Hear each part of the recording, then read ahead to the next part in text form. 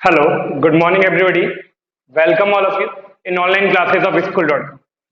हम लोगों ने लास्ट वीडियो लेक्चर में क्लास 9 के रेशनल नंबर्स के एडिशन, सब्ट्रैक्शन, मल्टीप्लिकेशन और डिवीजन के साथ साथ उनका रेशनलाइजेशन करना सीख लिया था और उनके कुछ क्वेश्चंस भी डिस्कस कर लिए थे।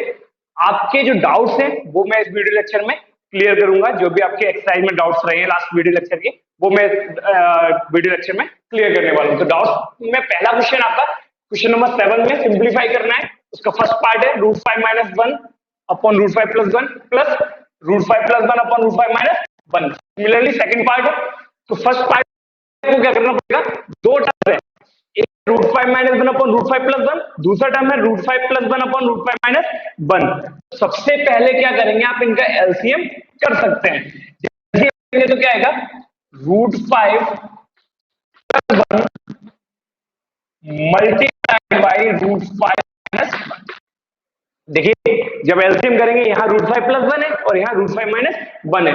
जब डिनोमिनेटर डिफर होते हैं तो क्या करते हैं, उनके मल्टीप्लीकेशन कर लेते हैं। तो हमने √5 + 1 का मल्टीप्लाई किया किससे, √5 - 1 से।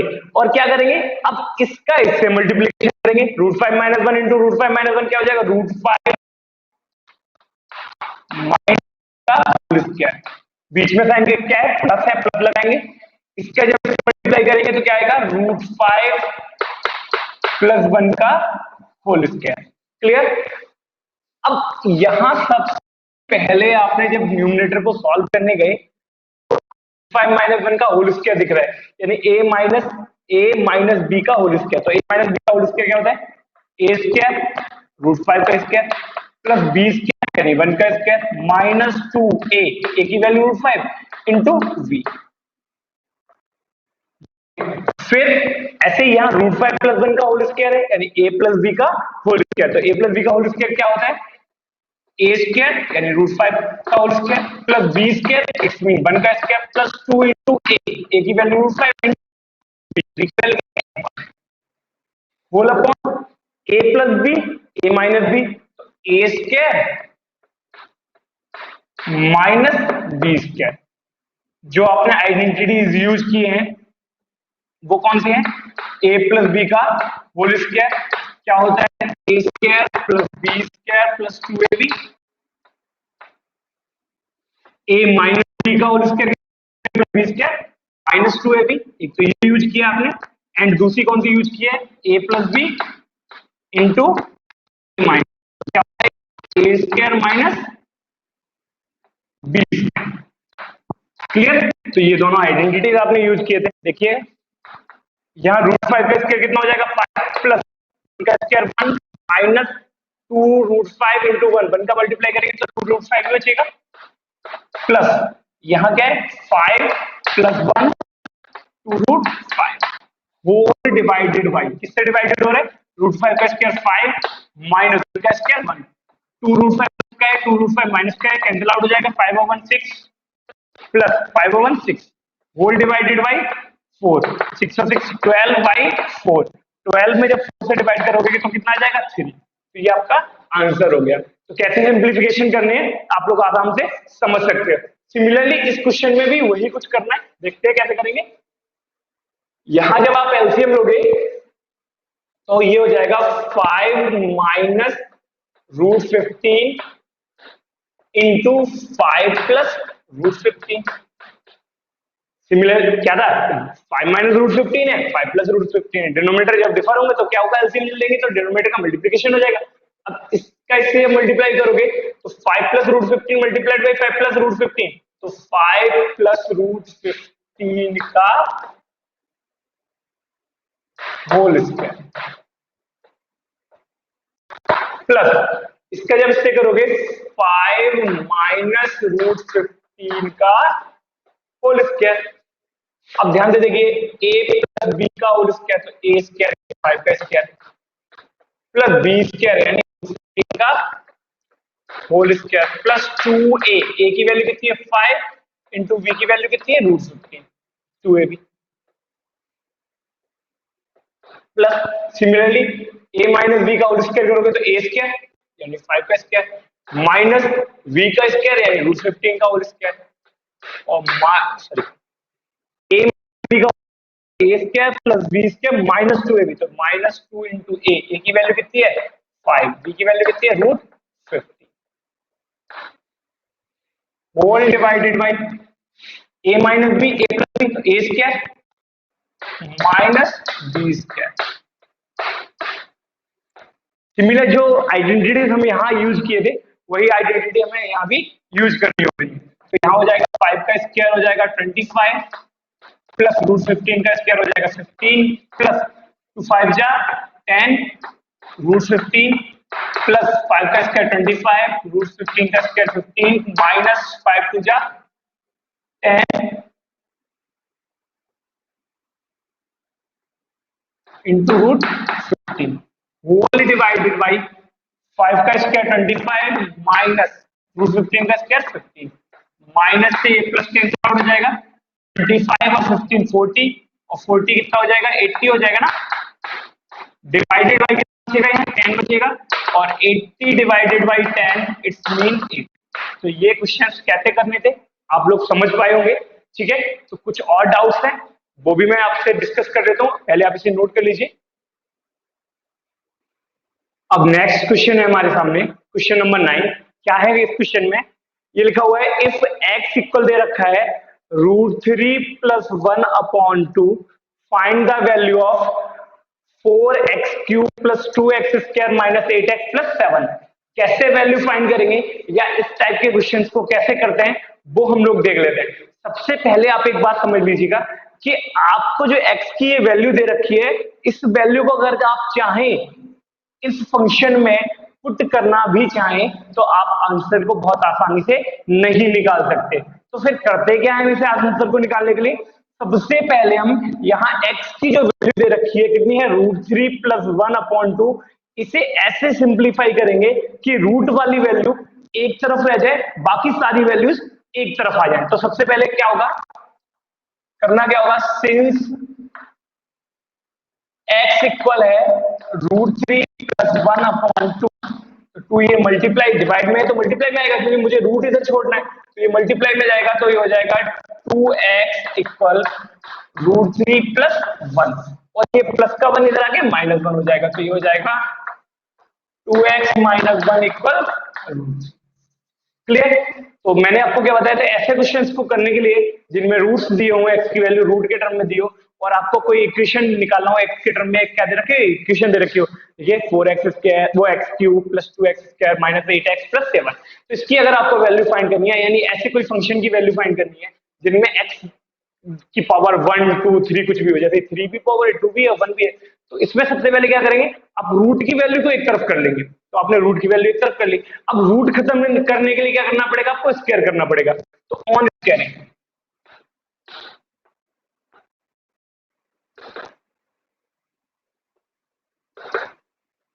स्क्वायर करोगे, जब स्क्वायर करोगे तो 2x माइनस 1 का होल स्क्वायर इक्वल आ जाएगा √3 का होल स्क्वायर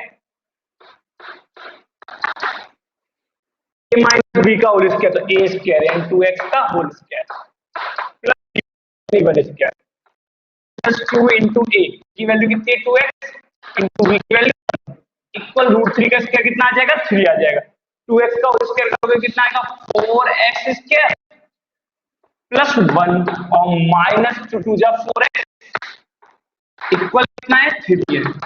तो यहां से क्या करेंगे हम, इसे 3 को जब इधर लेके आएंगे तो आपको मिलेगा 4x स्क्वायर माइनस 4x हो जाएगा -2 इक्वल 0। तो यहां से अगर हम 2 कैरी भी कर लें तो 2 कैरी करेंगे तो कितना बचेगा 2x स्क्वायर माइनस 2x और -1 इक्वल 0। ये 2 को ट्रांसफर करेंगे 0 की तरफ, यहाँ 2 इधर मल्टीप्लाई में 0 के डिवाइड में जाएगा, 0 के डिवाइड में 2 जाएगा तो 0 ही बचेगा, तो कितना बचेगा यहाँ 2x square minus 2x minus 1 equal 0। अब यहां से क्या करेंगे, हमें जो इक्वेशन दे रखा है, जो फंक्शन दे रखा है उसका यूज करेंगे। कैसे करेंगे, नाउ 4x³ प्लस के 2x square minus 8x plus 7 ये तो है। अब करने वाले क्या है, हमें पता है यहाँ 4x³ है और यहाँ कितना था 2x³ और 2x स्क्वायर, इसमें से कितना कैरी करेंगे बच जाए, आपको होता है 4 में से 2 कैरी करेंगे तभी तो 2 बचेगा, और एक्स क्यू में से कितना कैरी करेंगे, एक्स स्क्वायर बचेगा एक्स, तो मैं इसमें से 2x लूंगा। उसका रीजन क्या है 2x कैरी करेगा, क्योंकि मुझे पता है 4x में से 2x कैरी कर लूंगा तो 2x स्क्वायर बचेगा, जिसकी हमें वैल्यू पता ही है। तो हमने क्या किया, ये क्या कर दिया आपके पास एक्स स्क्वायर। अब हम लोग क्या करेंगे, हमारे पास वैल्यू किसकी थी,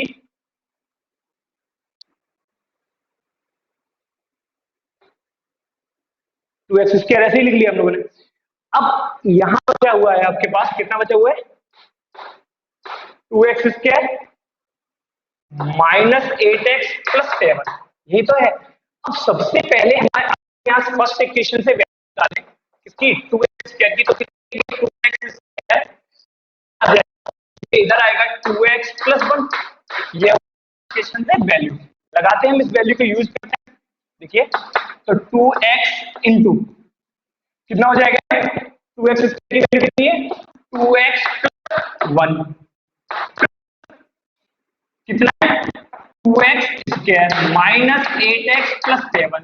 देखिए यहाँ 2 2 जा 4x स्क्वायर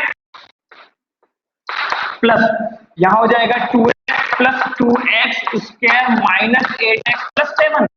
अब यहां हम लोग 4x स्क्वायर है और 2x स्क्वायर है, कितना हो जाएगा 6x स्क्वायर। क्लियर। अब 6x स्क्वायर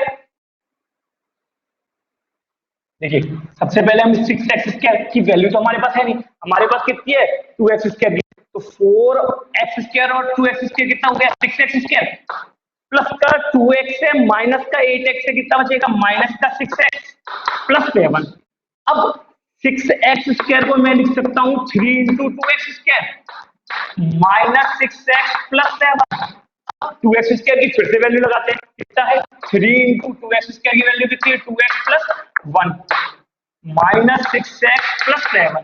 देखिए 3 2 जा 6x प्लस का 6x से माइनस 6x कैसे आउट हो जाएगा, 3 बन गया 3 और 7 कितना हो जाएगा 10। तो ये भी आंसर आपका आ चुका है।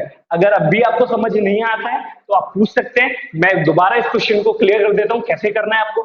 सबसे पहले आपको ध्यान रखना है कि x की वैल्यू जो भी दे रखी है अगर रूट में, तो रूट को एक तरफ छोड़ देना, बाकी सारे टर्म्स को इधर ले आना है।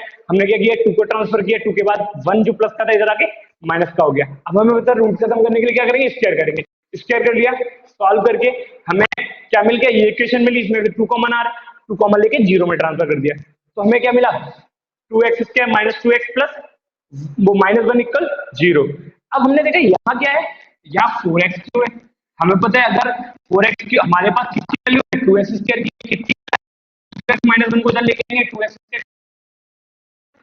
अब हम इस 4x में 4x क्यूब में से क्या कॉमन ले लें जिससे कि आपके पास क्या बन जाए 2x स्क्वायर बन जाए, तो आपके पास 2x स्क्वायर बनाने को पता है 2x कॉमन ले, 2x कॉमन लिया 2x स्क्वायर बच गया, 2x स्क्वायर कौन है मल्टीप्लाई किया हमने 6x स्क्वायर बन गया। 6x स्क्वायर में हम 3 इंटू 2x स्क्वायर लिख सकते हैं, फिर 2x स्क्वायर की वैल्यू कितनी लगाएंगे 2x प्लस 1 मल्टीप्लाई किया 6x माइनस 6 कैंसिल आउट 3 और प्लस 7 10 हो जाएगा। तो आप ऐसे क्वेश्चन कर पाएंगे। क्लियर, नोट कर लीजिए। नेक्स्ट जो आपका डाउट है वो है क्वेश्चन नंबर 5। क्वेश्चन नंबर 5 में क्या बोल रहे हैं हमसे, मेंशन द क्लोजर प्रॉपर्टी। किसको मेंशन करना है क्लोजर प्रॉपर्टी को, एसोसिएटिव लॉ को और कम्यूटेटिव लॉ को। सब एग्जिस्टेंस ऑफ आइडेंटिटी को, कौन कौन सी किन किन चीजों को मेंशन करना है हमें, क्लोजर प्रॉपर्टी को, एसोसिएटिव लॉ को, कम्यूटेटिव लॉ को और एग्जिस्टेंस ऑफ आइडेंटिटी और existence of inverse of each real number for each of the operation. किस किस ऑपरेशन के लिए बात हो रही है, एडिशन के लिए एंड मल्टीप्लिकेशन और रियल नंबर। सबसे पहले हम बात कर लेते हैं ये क्लोजर प्रॉपर्टी क्या होती है। अब क्लोजर लॉ के बारे में आप लोगों ने बहुत पहले है, क्या पढ़ रखा है, क्लोजर लॉ क्लास 7th और 8th में हम लोगों ने पढ़ा, लेकिन वहां क्या के लिए पढ़ा था हम लोगों ने, हम लोगों ने वहां पढ़ा था इंटीजर्स के लिए या रैशनल नंबर्स के लिए, यहां पढ़ रहे हैं हम रियल नंबर्स के लिए। रियल नंबर्स के लिए क्लोजर लॉ से मतलब क्या है? इफ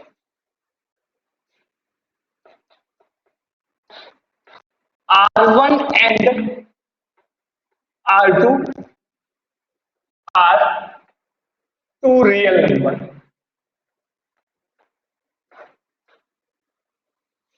R1 और R2 क्या है? दो रियल नंबर्स हैं, एंड R1 प्लस R2 भी क्या आ जाए? एक रियल नंबर ही आ जाए। क्या आ जाए? एक रियल नंबर आ जाए। देन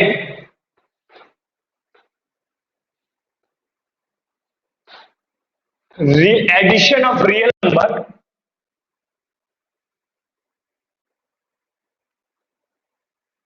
या लिख सकते हैं real number are closure under addition.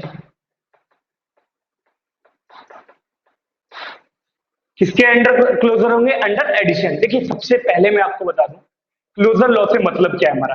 अगर कोई दो रियल नंबर को हम अगर ऐड करते हैं तो उनका रिजल्ट भी क्या आ जाए?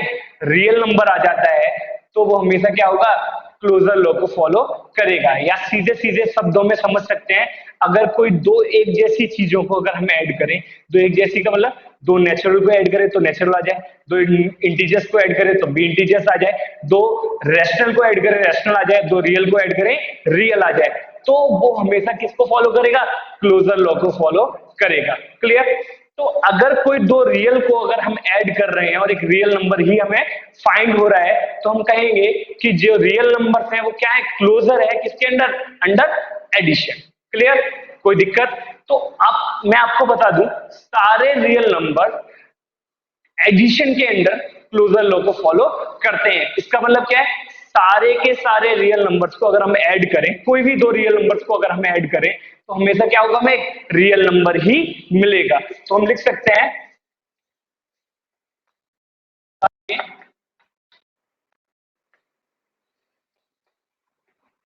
Real numbers are closure under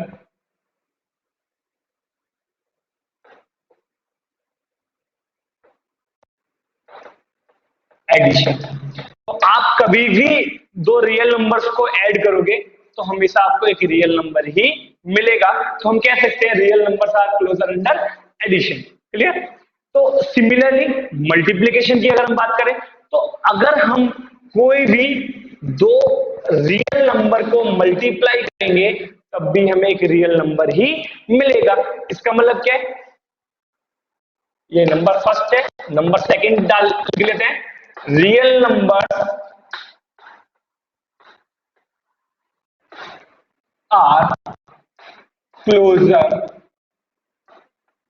under multiplication. सीधे सीधे मतलब ये है कि अगर हम कोई भी दो रियल नंबर का मल्टीप्लाई करें तो हमें रियल नंबर ही मिलेगा। अब शायद आप लोग रियल नंबर से परिचित ना हो, बहुत अच्छे से रियल नंबर को ना समझ पा रहे हो, तो मैं आपको समझा देता हूं।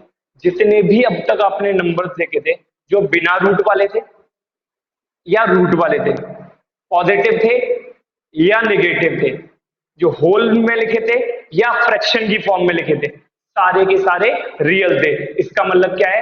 सारे इंटीजर रियल हैं, सारे रैशनल रियल हैं और सारे इर्रेशनल नंबर भी रियल हैं। तो अगर आप कोई भी दो रियल नंबर लोगे उनका मल्टीप्लाई करोगे तो हमेशा रियल ही आएगा। जैसे कि मैंने देखो ये एक रियल नंबर ये 2 ले लिया और एक √3 ले लिया।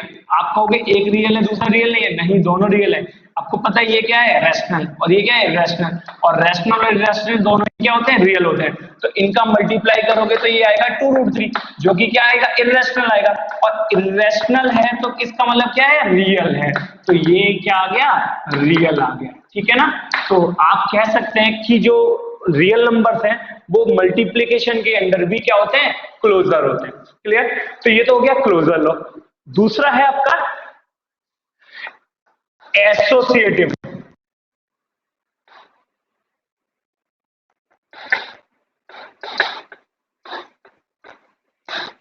एसोसिएटिव लॉ से मतलब होता है अगर हम किन्हीं तीन वैल्यूज को ऑपरेट करें किसी भी ऑर्डर में, किसी भी ऑर्डर में मतलब कोई भी पहले दो ले लें बाद में थर्ड ले लें तो हमेशा आंसर सेम आता है। एसोसिएटिव लॉ आप लोगों ने क्लास 6-7 में भी पढ़ा होगा।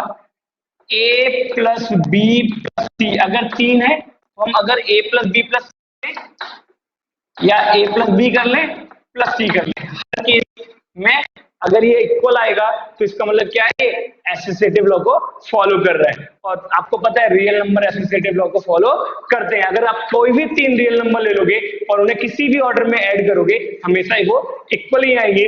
तो एग्जांपल ले सकते हैं, ए इक्वल 1 ले लिया, बी इक्वल 2 ले लिया और सी इक्वल -3 ले लिया, या फिर कुछ भी और ले लीजिए, -3 ले लेते हैं। एलएचएस देखिए कितना आएगा आपका, ए प्लस बी प्लस सी करना है हम लोग। तो ए की वैल्यू कितनी है 1 प्लस बी की वैल्यू 2 प्लस सी की वैल्यू -3। 1 प्लस 2 प्लस -3, 1 प्लस 2 -3 -1 और 1 -1 इक्वल आ जाएगा 0। एलएचएस तो आ गया हमारा 0। अब हम आरएचएस ले लेते हैं।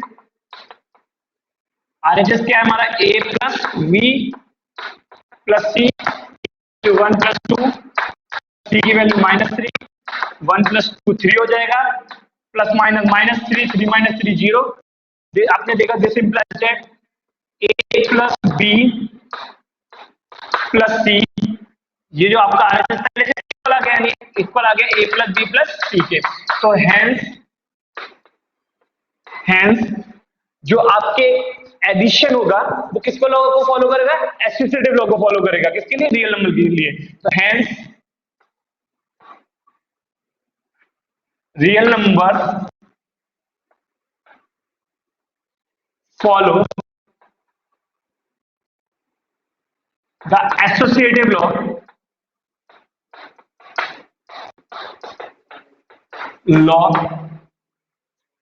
For addition. किसके लिए, एडिशन के। एडिशन के लिए क्या करते हैं, एसोसिएटिव लॉ को फॉलो करते हैं। सिमिलरली हम लोग बात कर सकते हैं मल्टीप्लीकेशन के लिए। तो मल्टीप्लीकेशन के लिए एसोसिएटिव लॉ क्या होगा आपका, a into b into c equal आना चाहिए a into b into c के। तो आप जब इसे भी वेरीफाई करेंगे तो ये भी आपस में इक्वल आएंगे।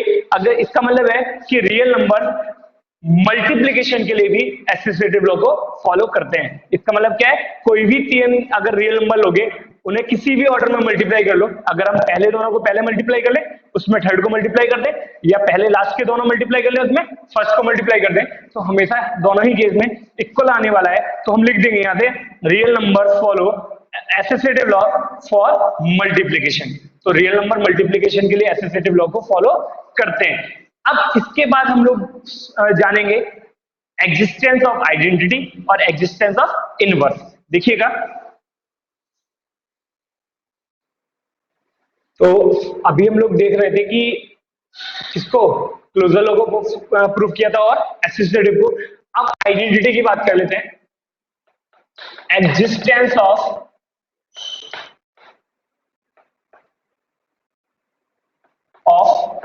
आइडेंटिटी। सबसे पहले हम एडिशन की बात कर लेते हैं।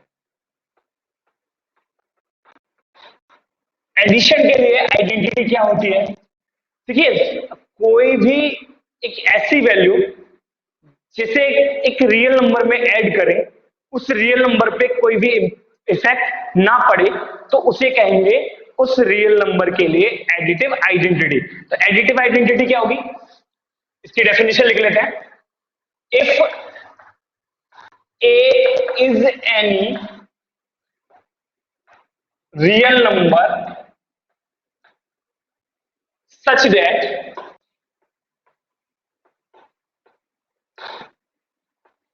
ए प्लस एक्स इक्वल है एक्स प्लस ए के इक्वल है ए के, यानी कि कोई एक ए क्या है, रियल नंबर है, कोई भी रियल नंबर है। If a is any real number, a क्या है, कोई भी रियल नंबर है। कैसा रियल नंबर है, अगर ए में कोई भी वैल्यू एक्स को जोड़ रहे हैं या एक्स में ए को जोड़ रहे हैं, दोनों ही केस में किसके इक्वल आ रहा है, ए के इक्वल आ रहा है। तो then x is called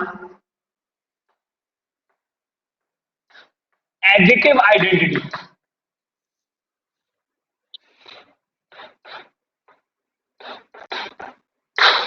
x क्या कहलाएगी, आपकी एडिटिव आइडेंटिटी।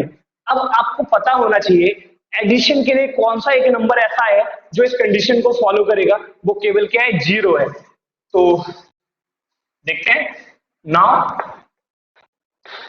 अगर हम ए में दो ऐड करें तब पता ए आएगा, और जीरो में ए ऐड करें तब भी ए आएगा।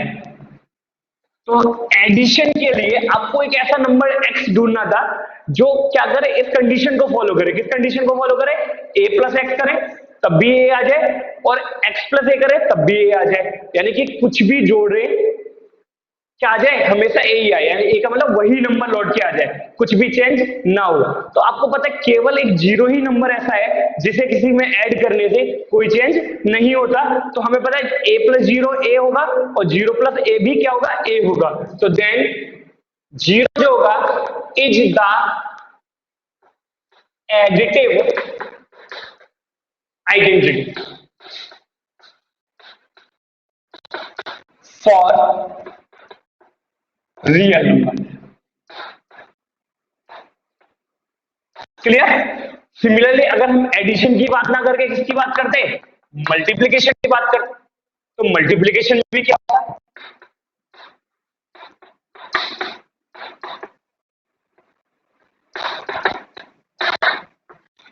क्या होता, वही definition, if a is any real number such that, क्या है, एक रियल नंबर सच दैट कैसा है, जिसे किसी नंबर, देखिए आपको पता है ए क्या है आपका, कोई एक रियल नंबर है, इस प्रकार है कि ए में हम एक्स का मल्टीप्लाई करें तब भी ए आए, या फिर एक्स में ए का मल्टीप्लाई करें तब भी क्या आ जाए, ए आ जाए। तो then x is called multiplicative.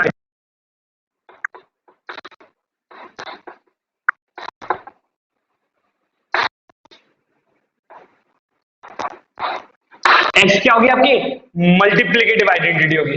अब क्या बात हो रही है कि कोई भी आपका रियल नंबर में कोई भी नंबर एक्स ऐसे मल्टीप्लाई करना है कि उसमें एक्स का मल्टीप्लाई कर भी दें तब भी कोई चेंज ना हो, ए ही लौट के आ जाए। यानी जिस नंबर में आप एक्स का मल्टीप्लाई कर रहे हो वही नंबर अगर लौट के आ जाता है तो उसे क्या कहेंगे, एक्स को क्या कहेंगे, हम मल्टीप्लीकेटिव आइडेंटिटी कहेंगे। तो आपको पता है ऐसा एक ही नंबर होता है, वो है 1।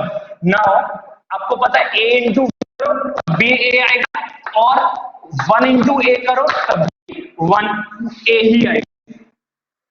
ए इंटू 1 करिए आप तब भी ए आएगा, या 1 इंटू ए करिए तब भी ए आएगा। तो यहां से कह सकते हैं then 1 is the multiplicative identity. 1 क्या होगा आपका, मल्टीप्लीकेटिव आइडेंटिटी होगा। क्लियर। तो ये मल्टीप्लिकेटिव आइडेंटिटी की बात होगी। एडिटिव आइडेंटिटी क्या होती है, जीरो। मल्टीप्लिकेटिव आइडेंटिटी क्या होती है, 1।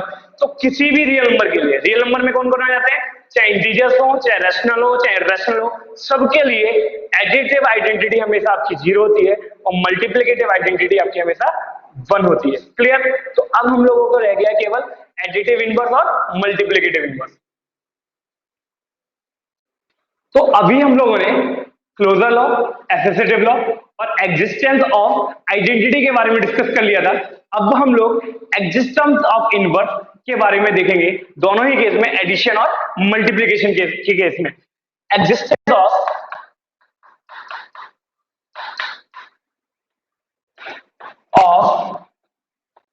इनवर्स। इनवर्स किसका निकालेंगे? ऑफ एनी एलिमेंट, किसी भी एलिमेंट का। और एलिमेंट का मतलब क्या है? यहां हमें रियल नंबर, एलिमेंट से मतलब है किसी भी रियल नंबर का, क्योंकि हम जो इनवर्स निकालने की बात कर रहे हैं, किसके इनवर्स निकालने की बात कर रहे हैं? रियल नंबर की। तो दो केस है हमारे पास। सबसे पहला केस है एडिशन की बात करेंगे हम यहाँ, और दूसरा बात करेंगे मल्टीप्लीकेशन की। तो सबसे पहले बात करते हैं addition की। तो एडिशन केस में इनवर्स की डेफिनेशन क्या है? If A is any real number, then A क्या है? कोई भी रियल नंबर है, देन, और रियल नंबर कैसे है? सच दैट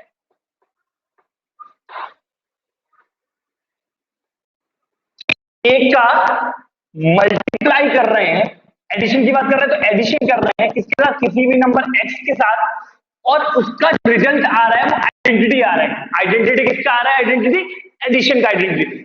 सिंपली हम समझ सकते हैं कि हमें क्या करना है, किसी भी एलिमेंट का यानी किसी भी रियल नंबर का अगर इनवर्स निकालना है, तो इनवर्स से मतलब ये है कि हम उस रियल नंबर में कोई एक ऐसा रियल नंबर ऐड कर दें जिससे कि उसका रिजल्ट जो आए आइडेंटिटी आ जाए। और एडिशन के लिए आइडेंटिटी क्या थी आपकी? जीरो। तो ए में क्या करें?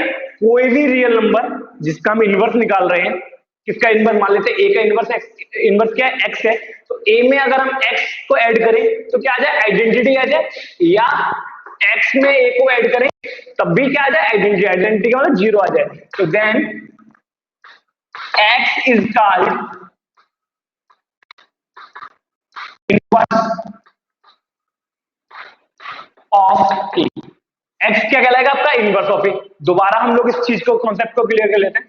कोई भी रियल नंबर अगर आपका ए है, तो ए में किसी दूसरे रियल नंबर एक्स को जोड़ने पर जो रिजल्ट आ रहा है वो क्या आ रहा है? आइडेंटिटी। आइडेंटिटी का मतलब जीरो आ रहा है। या एक्स में ए को जोड़ने पर क्या आ रहा है? जीरो आ रहा है। तो जो एक्स होगा वो क्या कहलाएगा? Is called inverse of A. तो यहां से देख सकते हैं, आपको पता है, दिस इंप्लाइज दैट एक्स बराबर क्या होगा? अगर एक्स ए प्लस एक्स इक्वल जीरो है, तो एक्स बराबर क्या होगा? ए को इधर ले आएंगे, जीरो माइनस ए, और जीरो माइनस ए क्या हो जाएगा? माइनस ए। तो यहां से लिख सकते हैं हैंस एडिटिव इनवर्स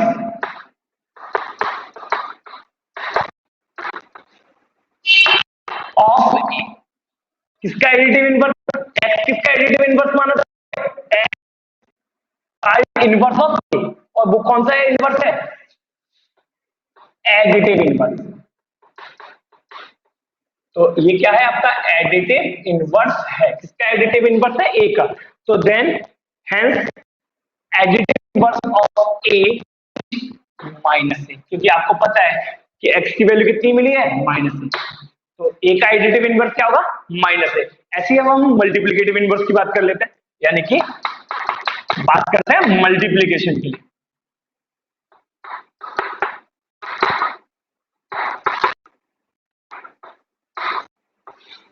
मल्टीप्लिकेशन की बात करेंगे, सेम डेफिनेशन है। If a is any real number such that, ये क्या है? कोई भी रियल नंबर है। कैसा रियल नंबर है? Such that A into X equal है वन के। आइडेंटिटी मल्टीप्लीकेशन की भी वही केस है कि ए में कुछ ऐसी वैल्यू मल्टीप्लाई कर दिया जाए जिससे कि क्या आ जाए? आइडेंटिटी आ जाए। तो जिस वैल्यू को मल्टीप्लाई कर रहे हैं आप, वो क्या कहलाएगा? आपका मल्टीप्लीकेटिव इनवर्स कहलाएगा। तो A into X equal to X अब बन के है, और इंटू ए इक्वल भी बन के है। तो then x is called multiplicative inverse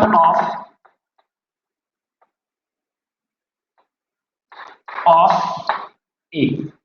तो यहां से देखिए, ए इंटू एक्स बराबर वन है, तो ए यहां मल्टीप्लाई करके कितना जाएगा? डिवाइड में। तो एक्स बराबर कितना आ जाएगा? वन अपॉन ए। आप देख सकते हैं हैंस मल्टीप्लीकेटिव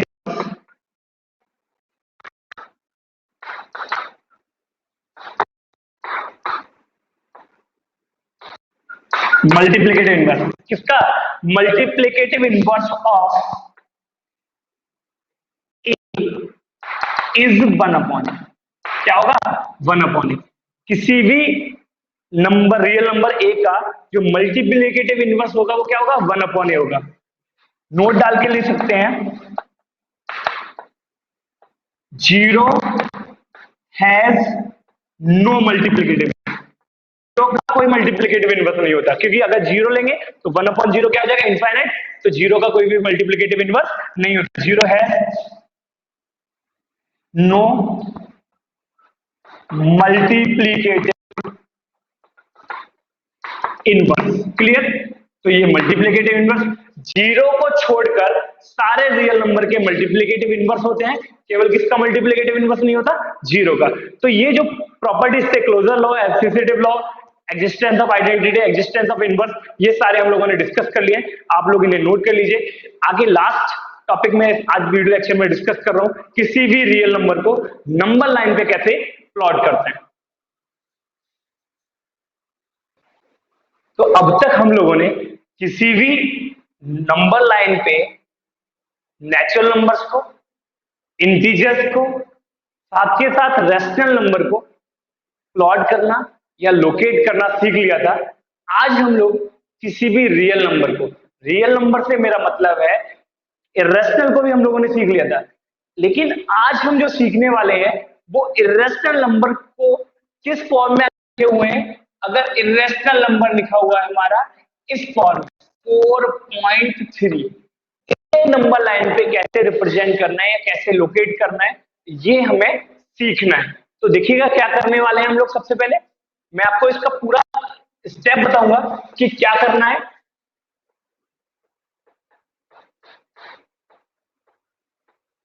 सबसे पहले आपको जितनी के अंदर वैल्यू दे रखी है उतनी वैल्यू आप नंबर लाइन पे प्लॉट करेंगे। ये नंबर लाइन है, ये आपका ओ पॉइंट है। ओ से कोई भी पॉइंट आप ए लेंगे जिसकी डिस्टेंस कितनी होनी चाहिए? 0.3। रूट में 4.3 नहीं, केवल 4.3। 4.3 तो आप नंबर लाइन पे प्लॉट कर सकते हैं बहुत आसानी से। 4.3 को प्लॉट करना बहुत बड़ी बात नहीं है। उसके बाद क्या करेंगे, आप ओ से ए को किधर लिया आपने? लेफ्ट पे, तो राइट की साइड पे एक यूनिट पे वी ले लेंगे। तो सबसे पहले क्या किया? नंबर फर्स्ट था draw a number line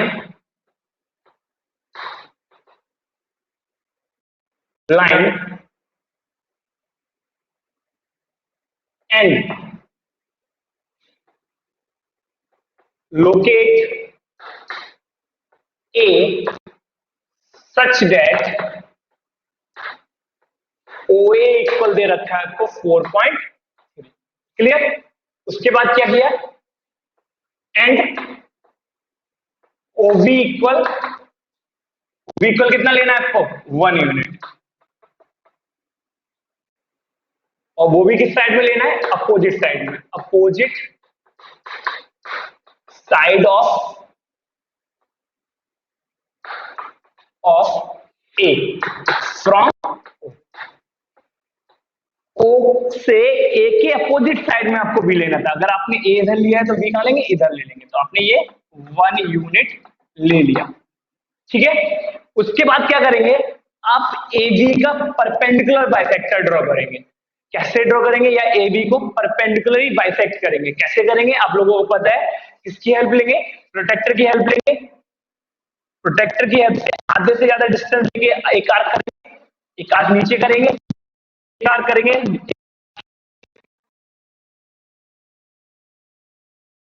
bisect हो जाएगा। दोबारा समझ लेते हैं कैसे परपेंडिकुलर बाइसेक्ट करते हैं किसी भी लाइन को। क्लास 8 में हम लोगों ने पढ़ा था। ए से ए बी को बाइसेक्ट करना है, आधे से ज्यादा लेके ज्यादा लेके मान लेते इतना ले लिया, एक आर्क ऊपर एक आर्क नीचे।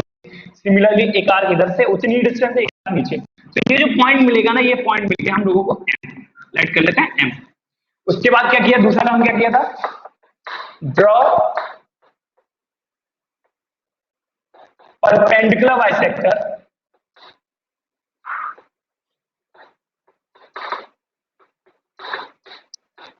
of AB which cut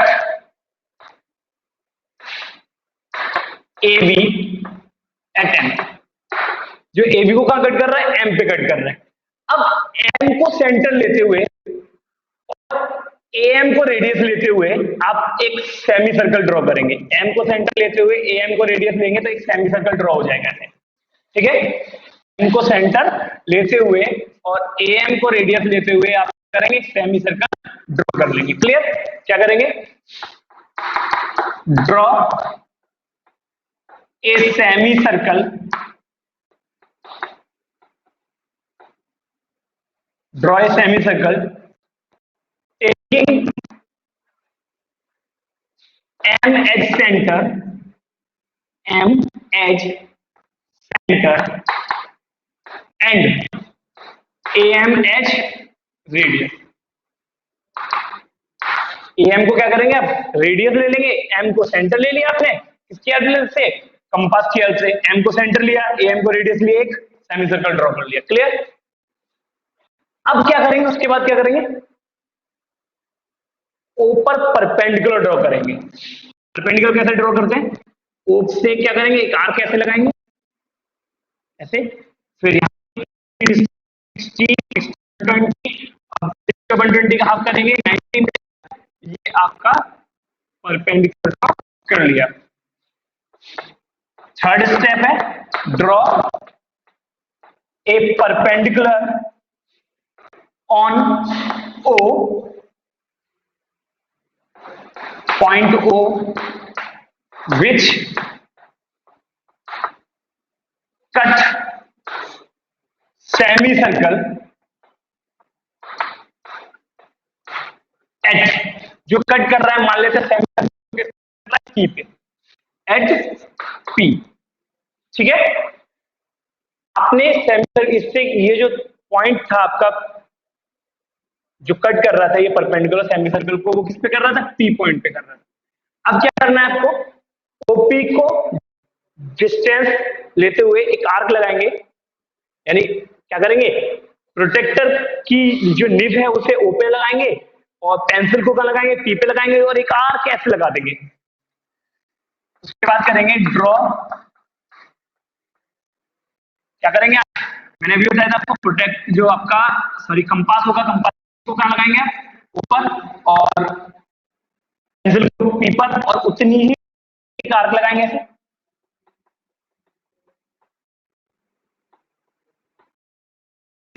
तो ये कहां काटेगा? Q पे। Draw OQ is equal to OP, और OQ को ड्रॉ करेंगे किसके? इक्वल OP के। तो हेंस यहां जो OP होगा, OP इक्वल होगा OQ के और इक्वल होगा √4.3 के। अब ये वेरीफाई कैसे करेंगे? तो वो वेरिफिकेशन समझ लीजिए आप। ये वेरीफाई कैसे होगा? ये इतना ही है। उसके लिए मैं क्या करूंगा, थोड़ा वेरिफिकेशन समझना होगा आप लोगों को। मैं यहां एक एंगल ड्रॉ करूंगा, 90 है, 90 ये जो डिस्टेंस होगी कितनी होने वाली है? इस सेमी सर्कल के रेडियस के बराबर। देखिए आपको पता है, ध्यान से देखिएगा, मुझे OP को अगर मैं √4.3 प्रूव कर दूं तो OP बराबर है OQ के, तो ये कितना हो जाएगा? √4.3 डिस्टेंस हो जाएगी। कैसे? ध्यान से देखिएगा, ये डिस्टेंस आपकी √4.3 हो जाएगी। प्लॉट कर लिया हम लोगों ने, वेरिफिकेशन कर रहे हैं हम लोग। देखिए आपको पता है ये 4.3 थी O से A तक, और ये 1 थी, तो A भी कितना हो जाएगा? 5.3। दोबारा समझ लेते हैं। देखिए AB जो होगा वो बराबर होगा OA प्लस OB के।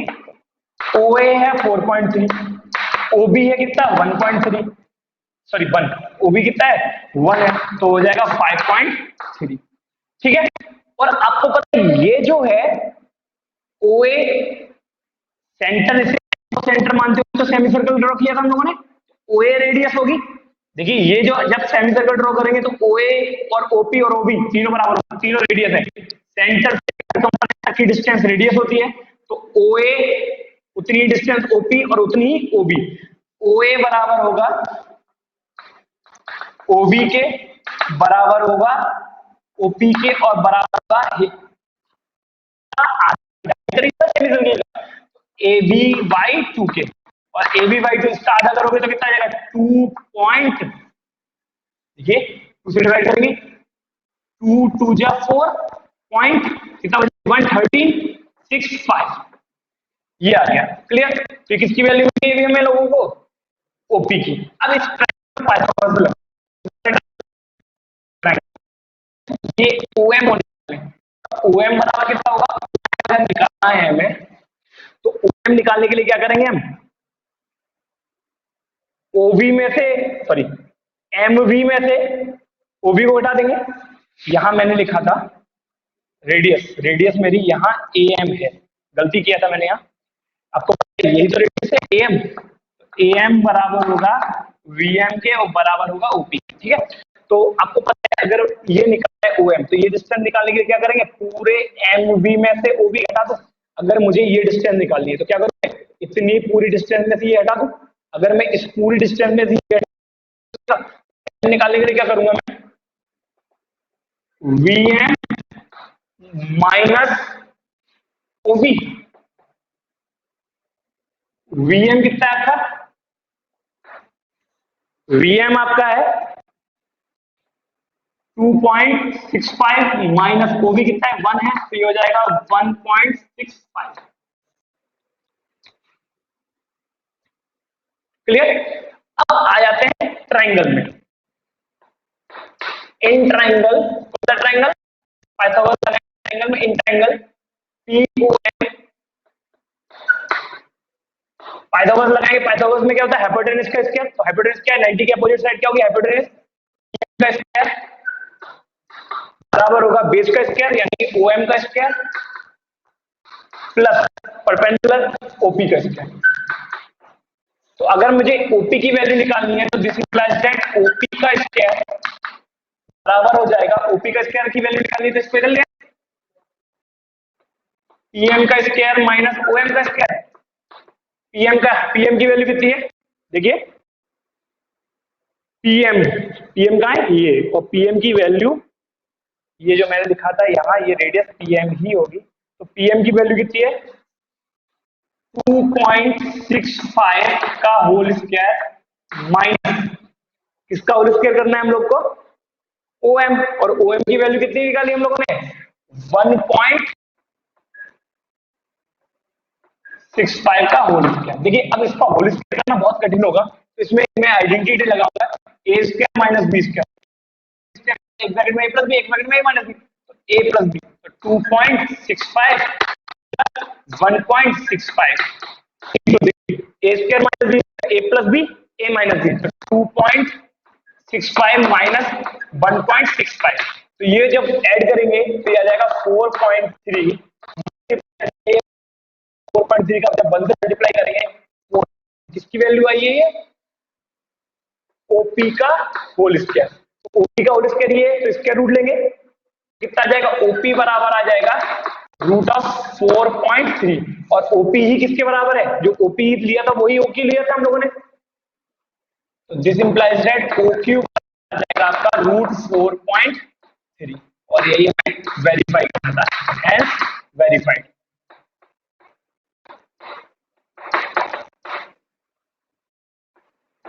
क्लियर? तो आप जो भी मैंने ये सिखाया हुआ है इसका ही क्वेश्चन आपकी एक्सरसाइज में है, एक है शायद रूट 9.3 है, आपको प्लॉट करना है।